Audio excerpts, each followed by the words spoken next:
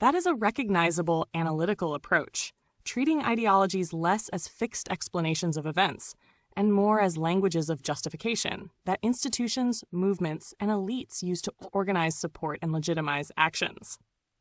A number of traditions in political theory and sociology have explored something similar.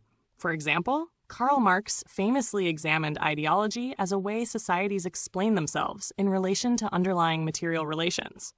Max Weber looked at legitimacy and the ways authority is justified, and Michel Foucault examined how knowledge, discourse, and institutions shape what societies consider normal or true. From that perspective, a historian might ask questions such as, what incentives and interests does a system reward? Who controls resources and institutions? How is authority justified? How are outsiders defined? What mechanisms maintain loyalty and obedience? How do official narratives compare with actual outcomes?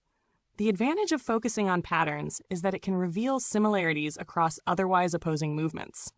A monarchy, a revolutionary government, a corporation, a religious institution, or a nation-state may all develop. Founding myths, symbols of belonging, narratives of legitimacy, internal hierarchies, enemies or threats, rituals of loyalty. At the same time, one challenge of this approach is that ideologies are not only public relations. Sometimes people genuinely believe the ideas they promote, and beliefs can shape behavior rather than merely disguise interests. Historical actors are often motivated by a mixture of conviction, self-interest, social pressures, and circumstance. Tracing how older symbolic and political structures, Rome, empire, citizenship, class, nationalism, socialism, mutate through time. The pattern approach would look less at whether a movement's declared ideals are true or false, and more at how the machinery of power operates around those ideals.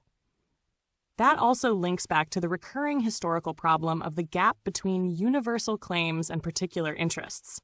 A movement may speak in the name of humanity, the nation, the oppressed, civilization, or progress, while still operating through ordinary mechanisms of competition, hierarchy, and institutional survival.